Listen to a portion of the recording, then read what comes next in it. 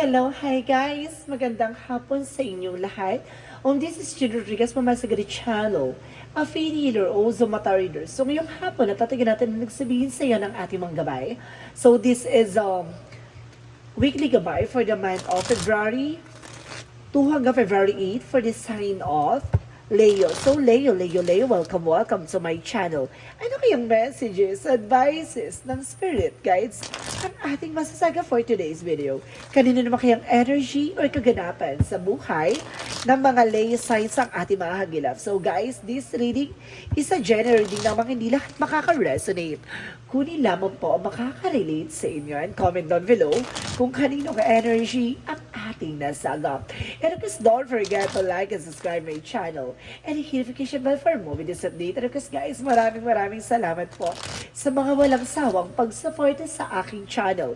Lalong-lalo na hindi nag-skip ng ads na way pagpalain kayo ng Just at Makeupan, siksik, lingling, nag-uumapaw ang biyayang manumbalik sa inyo. And of course guys, umpisahan na natin ang laban for the sign of Leo.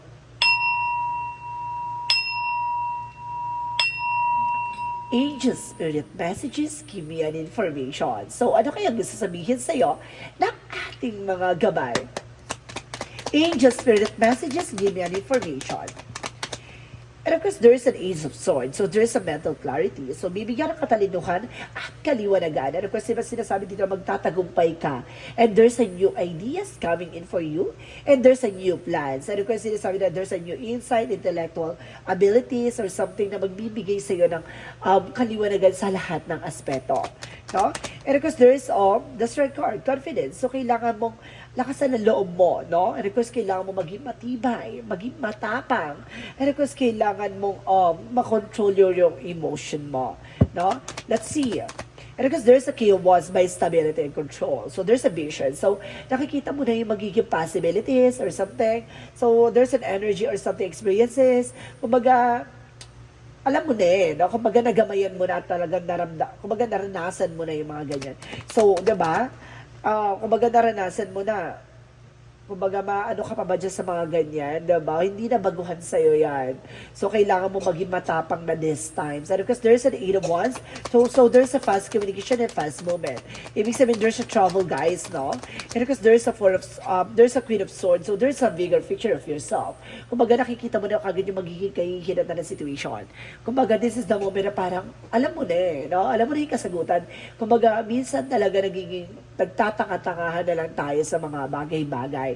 So, let's see what is the addition messages. And because there's a Page of Swords. So, there's Page of Cups, sorry. There's an intuition na lakas mo yung pakiramdam mo dito. Ibig sabihin dito, there's an inner voice or something, inner authority or something, visions, and of course, vibrations, no? Kumbaga, binibigyan ka na ng signs or synchronicities ng ating angel spirit na kailangan mong makinig. So, let's see what is the Ace of Swords.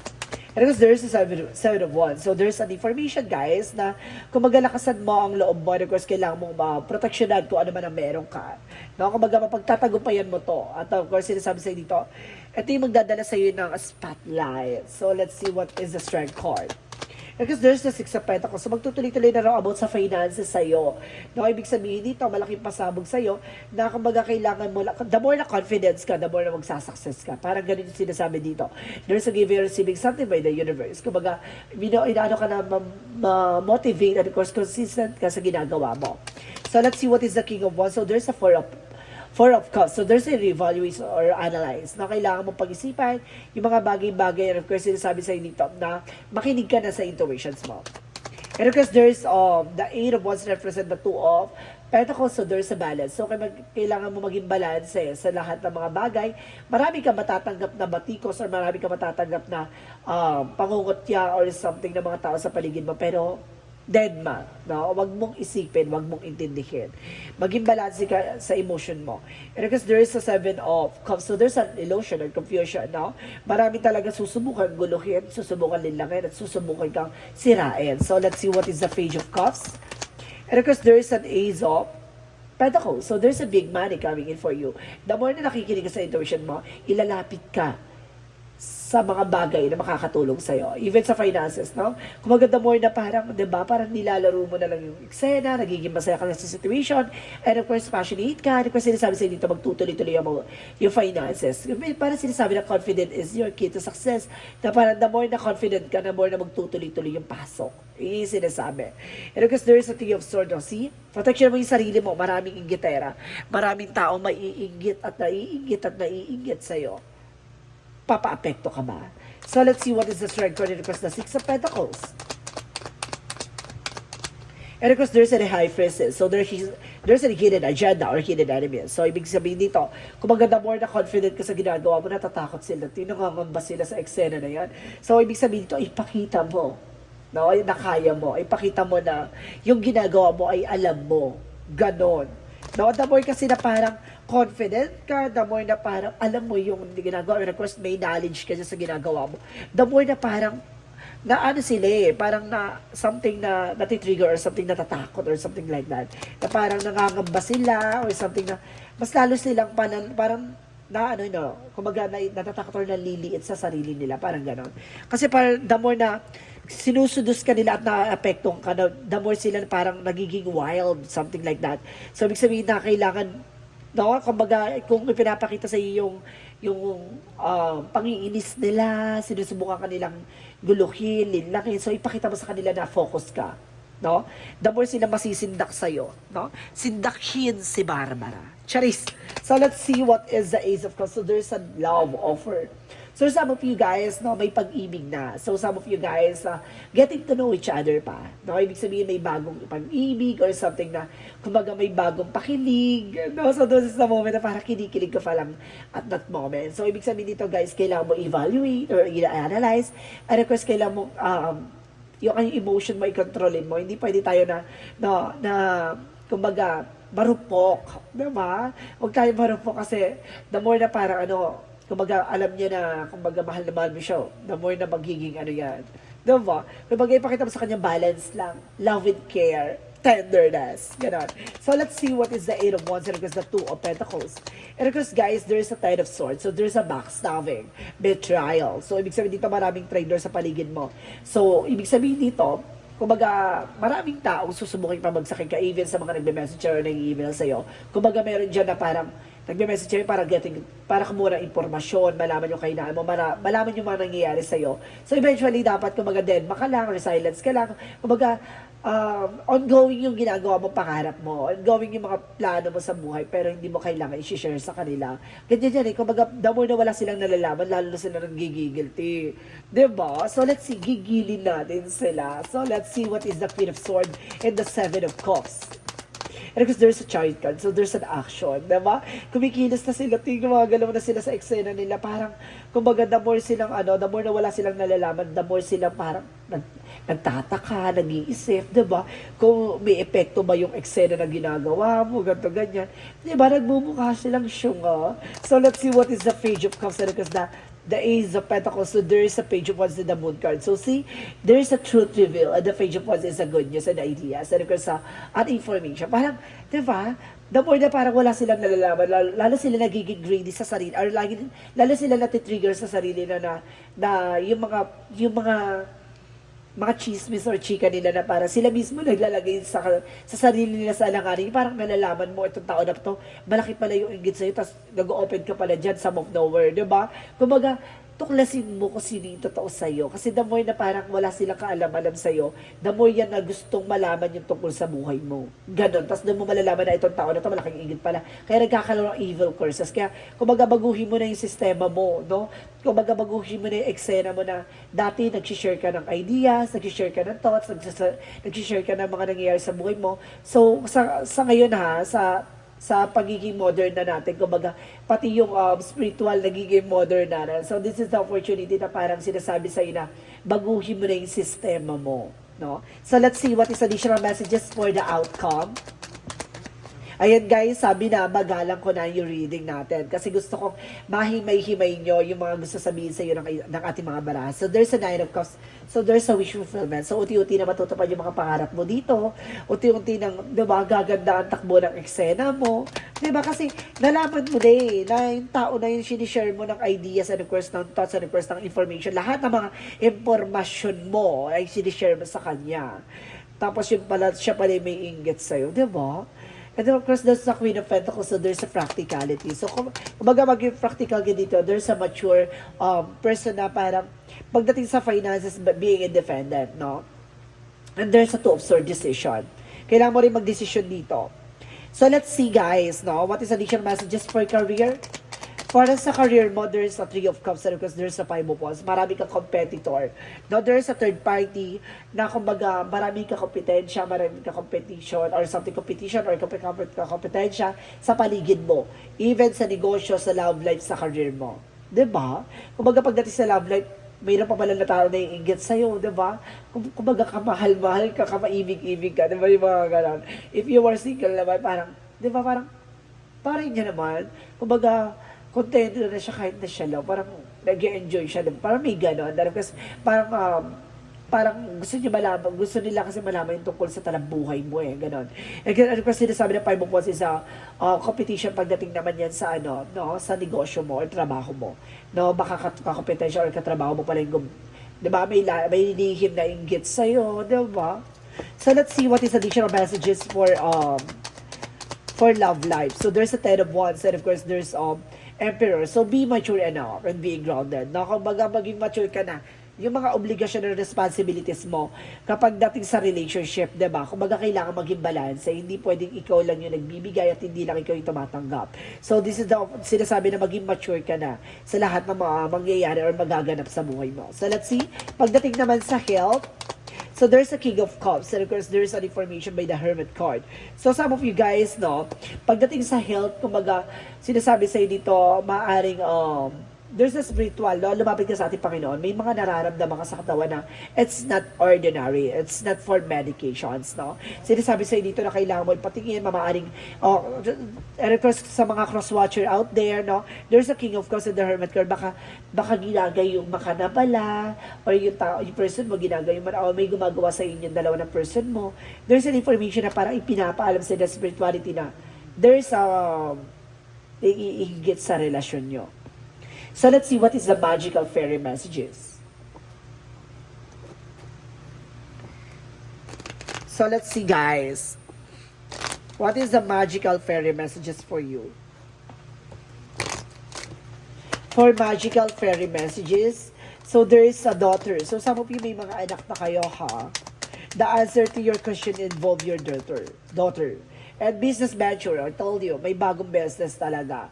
Now there's a trust and follow your intuitions and there's a new job and new business and career opportunities. And of course, it's the whom do you need to forgive? Sino yung mga bagay na kailangan mong patawarin o kailangan mong pakawalan? As you release all anger or resentment, you will find that your wishes will come in true, no? Kumbaga yung mga nakaraan or sakit or pighati or kirot or something, kumbaga ngit-ngit at galit sa puso mo ay kailangan mo na iwaksi or alisin. Kasi baka yun yung nagbibigay ng blockages sa'yo kaya hindi ka makausad at hindi ka makabangon. So let's see. What is the yin and yang oracle card? So let's see guys, yin and yang oracle card information po. So there's seeds. So ibig sabihin lahat ng mga tinanim mo aanihin mo. There's a feminine.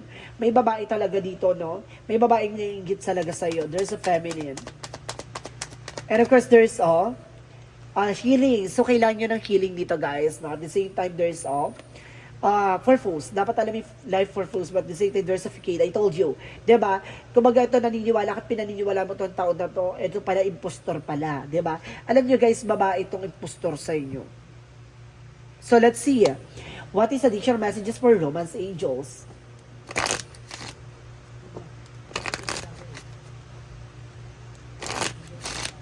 Pagdating sa romance angels, so there's a new love. So some of you may bagong pag-ibig and there's a very soon. Napakalapit na. So some of you guys single. No, some of you single. And some of you naman, kumbaga getting to know each other or something, kumbaga there's an, kumbaga may love, kumbaga magkakaroon ng love life or either, parang babalik yung tamis ng pag-ibig yung dalawa. Parang ganon. So, let's see what is the chakra.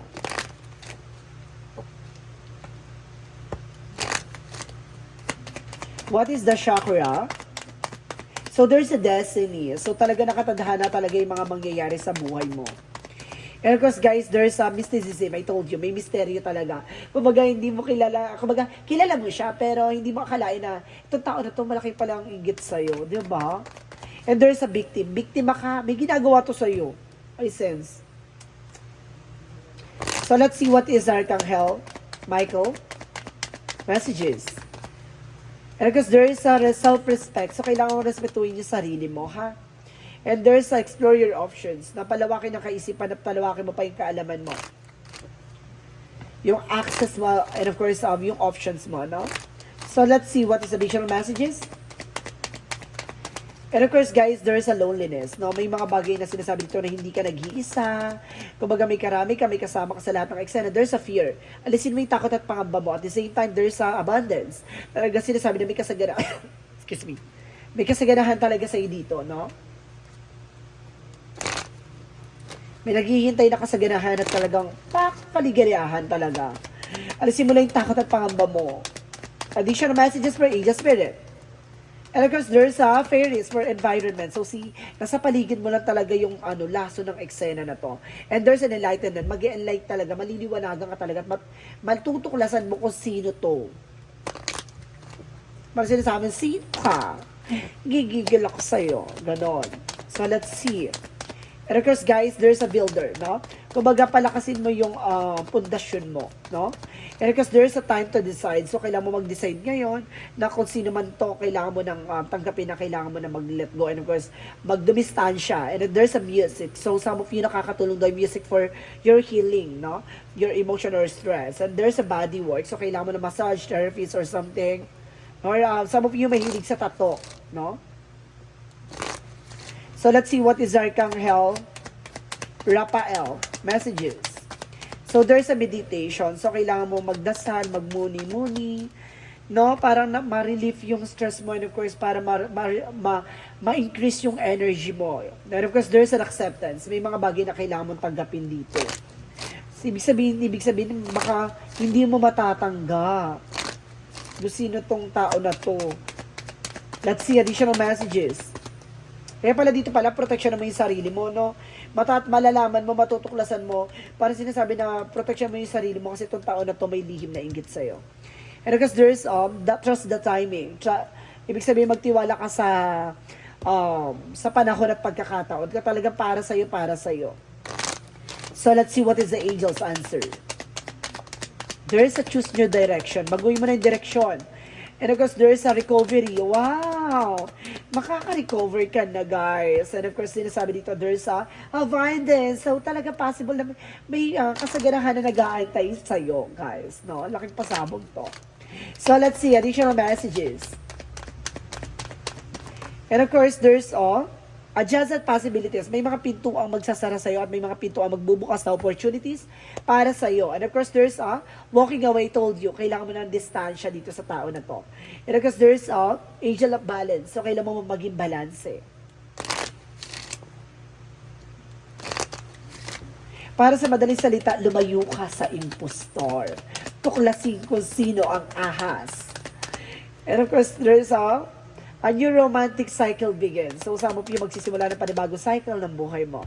And of course, guys, there's expect the powerful change. So, mag-expect ka ng mga pagbabagong hindi mo inaasahan, ganon. So, let's see what is Jesus' loving quotes. Heal the sick that they're in and say unto them, the King of God is coming to you. Sabi dito, pagagalingin ka muna ni Jesus sa anong uri ng iyong karamdaman, sa anong uri ng mga nararamdaman, anumang uri ng karanasan na pinagdaanan. So, ibig sabihin dito, kumbaga, anumang sakit yan, anuman ang pighati, anumang mga paghihirap na naranasan mo ay pagagalingin ng ating Panginoon. Ibig sabihin, darating yung araw na makakabangon ka na mula sa pagkalugmok. So, let's see what is the angel's number. Angel's number represent. The 22, I am aligned. So, ia-align ka ng ating Panginoon. Ililinya ka niya sa mga bagay na makakabuti sa'yo. At ilalagay ka niya sa mga taong makakabuti sa'yo. At iaalis ka niya sa mga taong hindi makakabuti at bagkus makakasama pa sa'yo. So, you are in a position of incredible creative powers and it is assured that you can achieve anything you wish. So, ibig sabihin dito, lahat ng mga gusto mo ay makukuha mo. No, depende sa ginagawa mo. So, let's see, what is the messages of life? Messages of life represent simplicity. No? Simple lang ang buhay, maging masaya, magsipag, and of course, magpatuloy. No? And of course, alisin ang takot at pangamba at magtiwala at manampalataya. And there's a simplicity to say, I choose to simplify my life as I do so. My burdens lighten, I release my ego need to understand, to prove, and to control. Instead, I undertake every task with an open, humble heart, seeing through the eyes of the child and discover life in all its wonder, simplicity. As the complication and chaos of mind fall away, I remember that I am one with the light. So, ibig sabihin dito, talagang kasama mo talaga ang ating Panginoon at magsisilbing liwanag yan at kaliwanagan sa lahat ng mga kaguluhan na nararanasan mo ngayon. So, ibig sabihin, alam mo na simple lang ang eksena na lahat, bakit mo pa pahihirapan? So, this is a weekly gabay for the month of February 2 hanggang February 8 for the sign of Leo. So, Leo, maraming salamat for this wonderful reading. So, once again, this reading is a general reading lamang. Hindi lahat makaka-resonate. Kunin lamang po ang makaka-relate sa inyo. And comment down below kung kaninong energy ang ating nasagap. And of course, don't forget to like and subscribe my channel. And hit notification bell for more videos update. Of course, guys, maraming salamat po sa mga walang sawang pagsuporta sa aking channel. Lalo na yung hindi nag-i-skip ng ads na way pagpalain kayo ng Diyos at may kapal. Siksik liglig na gumapaw ang biyay manubalik sa inyo. And of course, guys, maraming salamat sa mga nag-share ng aking videos sa namang uri na social media platforms. Maraming salamat po and see you in the next video. Bye-bye and babush!